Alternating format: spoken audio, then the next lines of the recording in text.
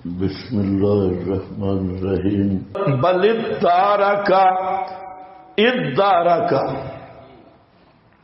ادارکا کے دو معنی.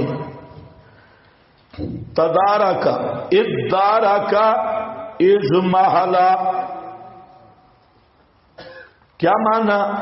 گم ہو گیا علم ان کا آخرت کے بارے میں، گم ہو گیا علم ان کا آخرت کے بارے میں. اور اصل معنی اس کا ہے الجھن میں پڑ گیا. ادارہ کا علم ان کا معنی الجھن میں پڑ گئے. الجھن سمجھتے ہو یا نہیں؟ الجھن میں پڑ گئے، الجھن میں. ہاں، علم گم ہو گیا، الجھن میں پڑ گئے آخرت کے بارے میں. بل ہم، یہ جہاں جتنے بل آ رہے ہیں یہ ما قبل سے ترقی. پہلا یہ ہے کہ یہ آخرت یعنی قیامت اور بعث کے بارے میں الجھن میں پڑے ہیں. اور الجھن آگے آ رہی ہے، جب ہم مٹ جائیں گے، مر جائیں گے، مٹی ہو جائیں گے، پھر کیسے زندہ ہوں گے؟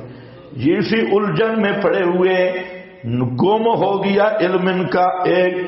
بل گم شدگی سے بڑی بات شک کرنا ہے، شک کرنا. بل ہم فی شک من ہو، لیکن ترقی از ما قبل، بلکہ ان کو قیامت ہونے میں شک ہے. پہلے کیا تھا؟ گم میں، علم گم ہو گیا الجھن میں. اب کیا ہے؟ الجھن سے بڑھ کے کیا ہے؟ شک. منہا بل ہم منہا امون، یہ شک سے بھی ترقی ہے کہ شک نہیں بلکہ بوجہ مہر جباریت کے اندھے ہیں. امون اس سے اندھے ہیں. وقال الذین کفروا، اور کہا جنہوں نے کفر کیا، اذا کننا ترابا، آیا جب ہو جائیں گے ہم مٹی. بالکل للڑ بازی. پہلے بھی میں بتا چکا، وہ سمجھتے کہ ہماری حقیقت صرف گوشت پوست ہے اور یہی خون ہے. سورہ سجدہ آیت 11 میں جواب دیا کہ تمہاری حقیقت وہ ہے جو ملک الموت لے جاتے ہیں. اذا کننا ترابا، جب ہو جائیں گے ہم مر کر مٹی، اور ہمارے پہلے آبا و اجداد بھی.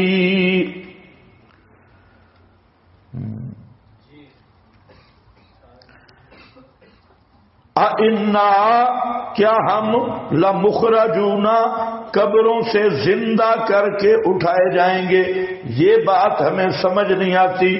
لَقَدْ وُعِدْنَا هَذَا، البتہ تاکہ وعدہ دیے گئے ہم اس کا، ہم بھی اور ہمارے اکابر بھی، من قبل، اس سے پہلے، لیکن آج تک پورا نہ ہوا. شمس المحدثین حضرت قاضی شمس الدین رحمت اللہ علیہ جہاں گپ سناتے تھے، فرماتے کہ کسی کی ماں مر گئی اور اس کو بتایا گیا تیری ماں مر گئی ہے. اس نے کہا میں نہیں مانتا. کیوں؟ کہتے پہلے کبھی نہیں مری، آج کیسے مر سکتی ہے؟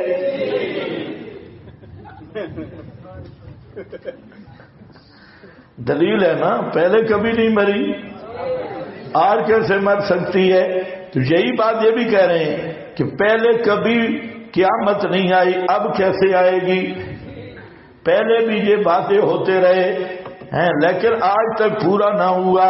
وہ ادنا ہاذا نحنو بآباؤنا من قبل ان ہاذا الا اساطیر الاولین، نہیں ہے یہ مگر کہانیاں پہلوں کی.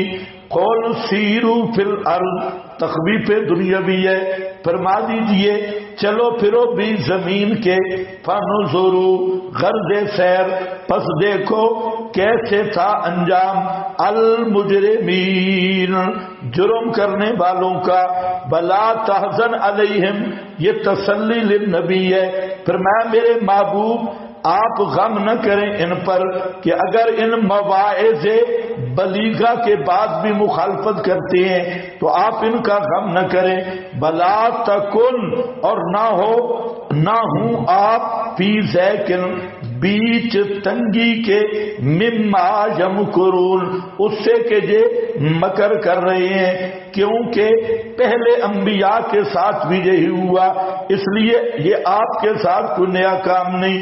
بَيَقُولُونَ شکوائے اور کہتے ہیں مَتَىٰ هَٰذَا الْوَعْدُ، کب ہے یہ وعد قیامت والا، اگر ہو تم سچے، ان کنتم صادقین، قول فرما دیجئے عسیٰ ان یکون ردف لکم، یہاں ردف لہ کا ہو سکتا ہے کہ ہو وہ بات بالکل ملا ہوا تمہارے ساتھ، ردف لکم، ردف ردیف کس کو کہتے ہیں؟ سواری موٹر سائیکل پر پچھلے آدمی کو، ہاں جو بالکل ساتھ بیٹھا ہو، یا سواری گھوڑے پر پچھلا ردیف ہوتا ہے، تو لاہے کا کم وہ بالکل تمہارے ساتھ ملا ہوا ہو، بعض الذی، بعض وہ عذاب جو تم جلدی مانگتے ہو، وہ عذاب کا مطالبہ کرتے، فرمایا کچھ حصہ اس کا تمہیں نقد ملنے والا ہے، اور وہ نقد حصہ مل گیا بدر میں، بالکل ساتھ ملا ہوا تھا۔ بَإِنَّ رَبَّكَ، بجے تاخیر، عذاب کیوں نہیں آتا؟ یہ بھی اللہ کا فضل ہے۔ ان ربک، بے شک رب تیرا، البتہ صاحب فضل ہے اوپر لوگوں کے، وَلَٰكِنَّ أَكْثَرَهُمْ لَا يَشْكُرُونَ، لیکن اکثر ان کے شکر نہیں کرتے۔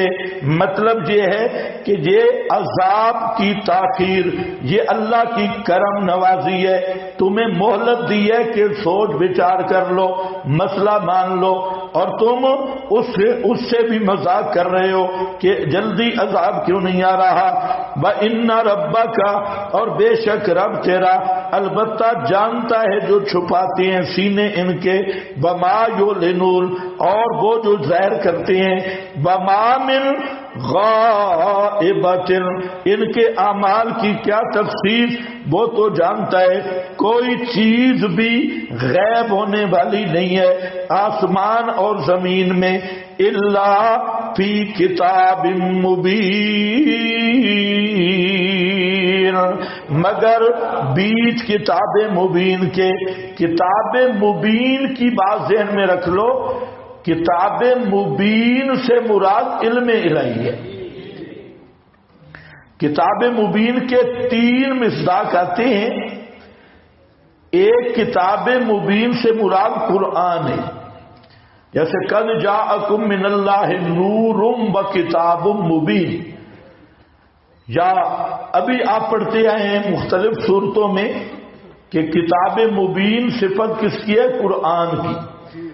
دوسرا، کتاب مبین سے مراد اللوح المحفوظ، لوح محفوظ۔ اور تیسرا، کتاب مبین کنایا ہے علم الہی سے، اللہ تعالی کے علم میں، جہاں غیبی امور کی بات آ رہی ہے، میری بات ذرا توجہ سے سنو، جہاں اہل بدعت خلط ملط کر دیتی، جہاں علوم غیبیہ کی بات، جیسے سورہ انعام میں ہے اندہ مفاتح الغیب لا یعلمها الا هو، آگے سے جو زیادت لا رتب ولا یابس الا فی کتاب مبین، وہاں کتاب مبین سے مراد کیا ہے؟ فی علم اللہ، وہاں کتاب مبین سے مراد ہے اللہ کے علم میں، وہاں لوح محفوظ بھی نہیں، وہاں کیا ہے؟ علم الہی۔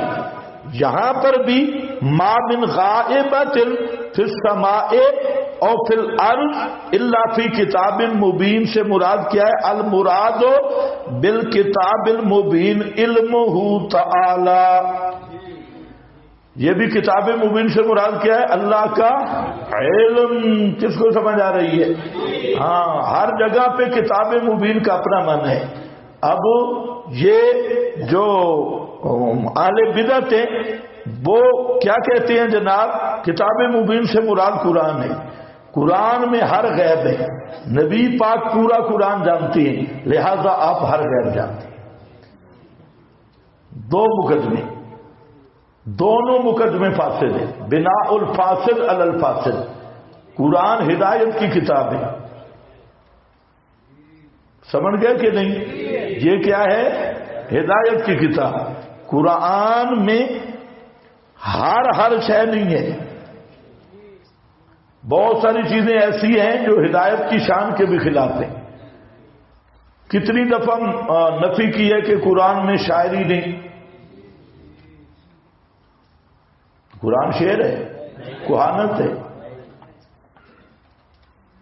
جو پٹواریوں کے دفتر ہیں. تو یہ ہدایت کی تفصیل ہے. ہدایت قانونی کتاب ہے. تو جہاں اور دوسرا کہ پورا قرآن نبی پاک جانتے ہیں. یہ مقدمے پہ بھی میں گفتگو کر چکا ہوں. دونوں مقدمے بریلویہ کے فاصل ہیں احمد رضا خان کی.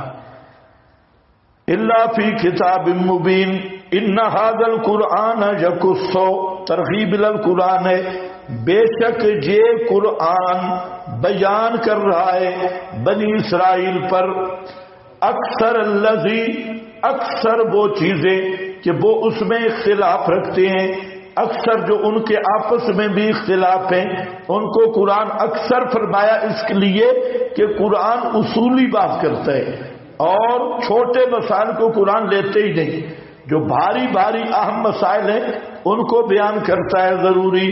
وَإِنَّهُ لَهُدًى, اور بے شک وہ قرآن البتہ نری ہدایت ہے باعتبار علم کے برحمہ, اور نری رحمت ہے باعتبار عمل اور ثمرات کے. لیکن یہ ہدایت اور رحمت سے مستفید کون ہوں گے؟ للمؤمنین, واسطے ایمان والوں کے.